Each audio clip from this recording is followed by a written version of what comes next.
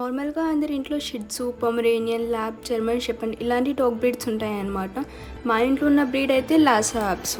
మార్కెట్‌లో దీని కాస్ట్ 18,000-20,000 ఉంటుందన్నమాట. ఫీమేల్‌తో పోలిస్తే మేల్ డాగ్ కాస్ట్ అనేది కొంచెం ఎక్కువ ఉంటుంది.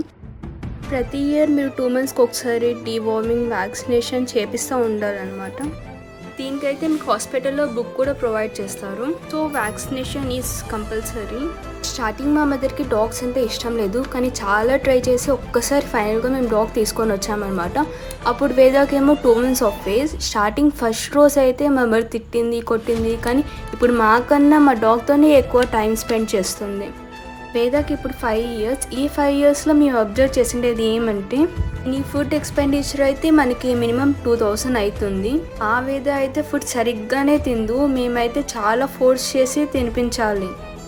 ఎక్కువ తిందు, కొంచెమే తింటుంది. అది కూడా మనం చాలా బలవంతం చేసి తినిపించాలి. ఎవ్రీ వీక్ అయితే స్నానం చేపియాలి. ఇంకా హెయిర్ కూంబింగ్ అయితే ప్రతిరోజు చేయాలి, లేకపోతే హెయిర్ చిక్ అయిపోతుంది. మరి చాలా కష్టం అయిపోయి గ్రూమింగ్ చేపియాల్సి వస్తుంది. ఇది అగ్రెసివ్ డాగ్ బ్రీడ్ అయితే కాదు, చాలా ఫ్రెండ్లీ అనమాట.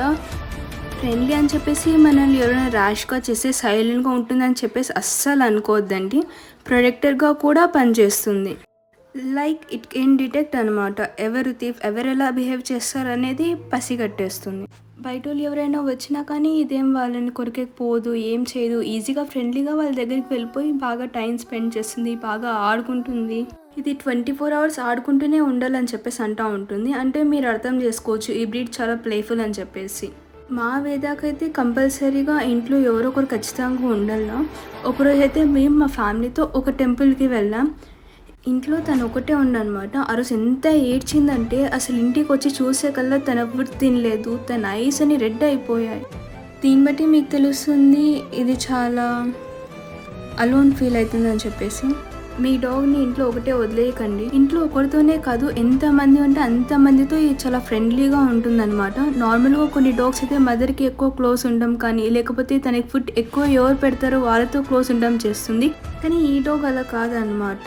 ఇంట్లో 10 మెంబర్స్ ఉంటే 10 మెంబర్స్ ఈక్వల్ టైం స్పెండ్ చేస్తుంది. అందరితో చాలా బాగుంటుంది అనమాట. మీ ఇంట్లో బేబీస్ కానీ చిన్నపిల్లలు ఉన్నా కానీ మీరు ఎక్కువ అగ్రెసివ్ డాగ్స్ పోకుండా ఈ డాగ్ని ప్రిఫర్ చేయండి. ఎందుకంటే ఇది చాలా ఫ్రెండ్లీగా ఉంటుంది, చాలా బాగా టైం స్పెండ్ చేస్తుంది, చాలా ప్లేఫుల్గా ఉంటుంది. కాబట్టి పిల్లలకి కూడా బాగా టైం పాస్ అవుతుంది. ఈ పాప అయితే ఇంత సైలెంట్గా ఉంది, కానీ మా ఇంట్లో ఇంకొక డాగ్ ఉందన్నమాట. అది ఎంత అల్లరి చేస్తుందంటే అసలు మేము ఈ వీడియో తీసే కాసేపు ముందు వీడియోనే తీయలేదు. అందుకే మేము దాన్ని రూమ్లో పెట్టేసాం. దాని గురించి కూడా ఇన్ఫర్మేషన్ కావాలంటే మేము పార్ట్ 2లో అప్లోడ్ చేస్తాం. సో అక్కడికి వెళ్ళి చూడండి.